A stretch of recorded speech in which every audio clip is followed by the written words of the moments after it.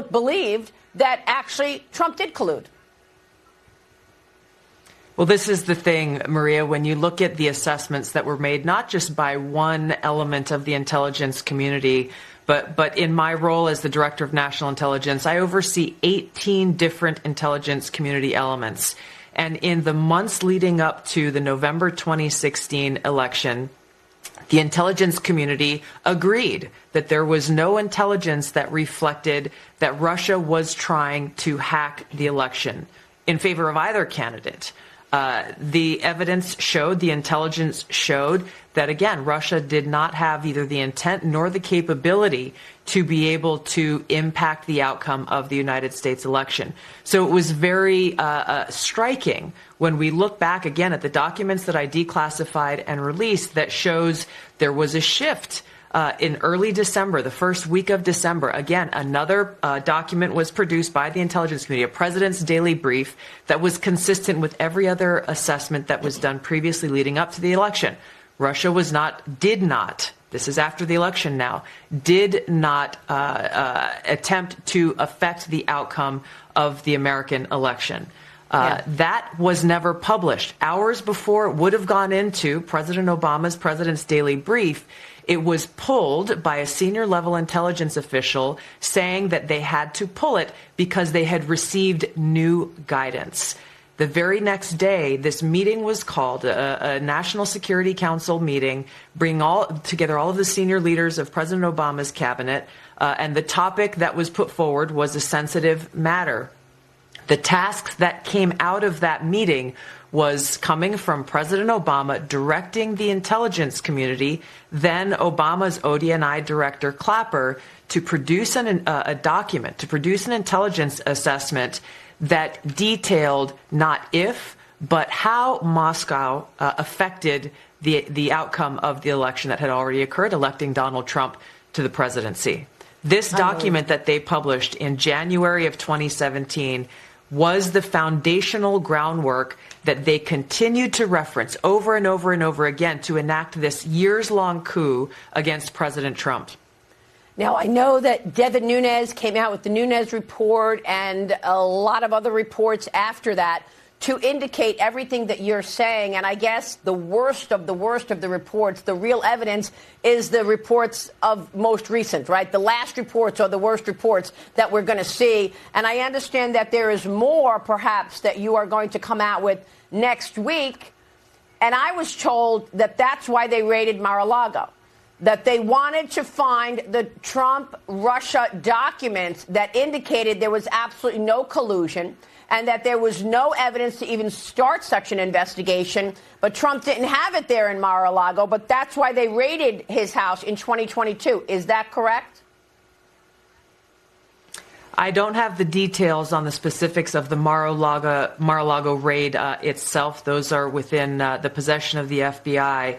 But there's no question in my mind that this intelligence community assessment that President Obama ordered be published, which contained a manufactured intelligence document. It's worse than even politicization of intelligence.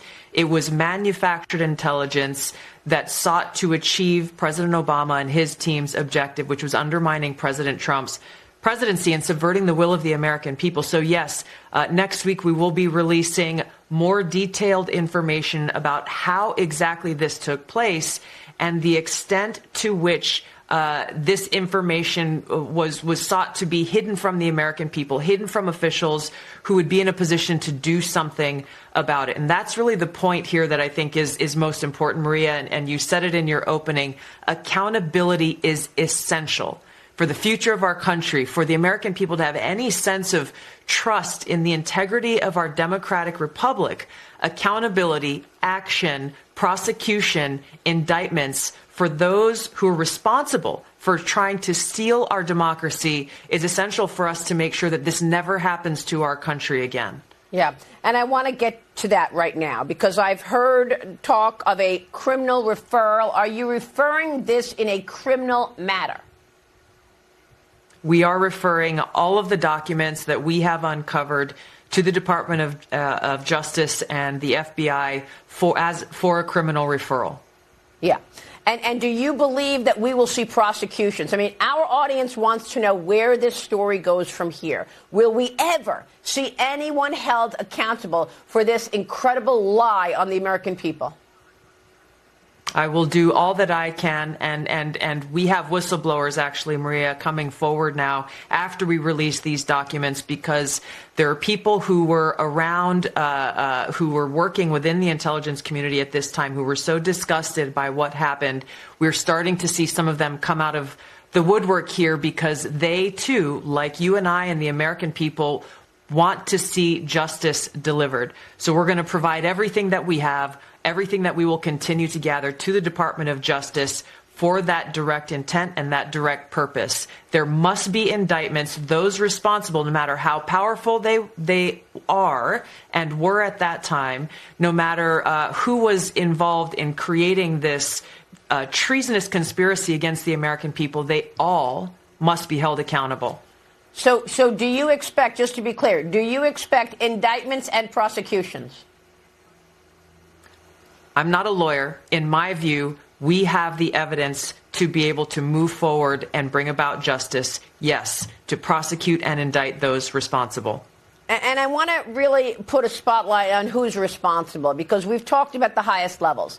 Barack Obama, John Brennan, James Clapper. But we also have to look at things like, you just found all of this. Why didn't Durham find it? Why didn't Mueller find it? Okay, what about the FISA judges? Because when you look at this seditious conspiracy aimed at overthrowing the U.S. government and an elected president, you have to consider also the black robes. You've got to look at the FISA judges. And how about the fact that the judge who gave a slap on the wrist to Kevin Kleinsmith, who was the FBI agent who lied on an official document about Carter Page, who was spied on for a year, that judge is Judge James Boasberg. He's still at his desk, and he's still trying to stop Donald Trump's agenda. So what about the broader group of people that are also involved? Maria, this is of such historic consequence that it cannot be limited to one or two or three different people. You just outlined the implications and the effects of what actually occurred, and I think you're really putting into a clear picture what we are referring to when we refer to the deep state. It is very far-reaching.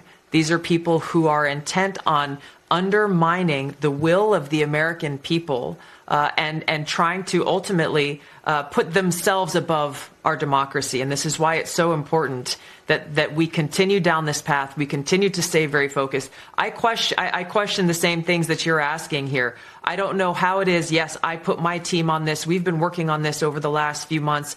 I've been in this role as Director of National Intelligence for just about 6 months. I don't know what excuse there is for those who supposedly investigated this previously, whether it was Durham or others, that they were not able to put together the dots and ultimately show the truth to the American people. President Trump has delivered a maximum transparency mandate, and this is exactly what we're doing. The American people need to see the truth, and we're going to continue to do that every single day that I'm here. Equally outrageous was the fact that we had the handwritten notes of John Brennan. I reported on it at the time.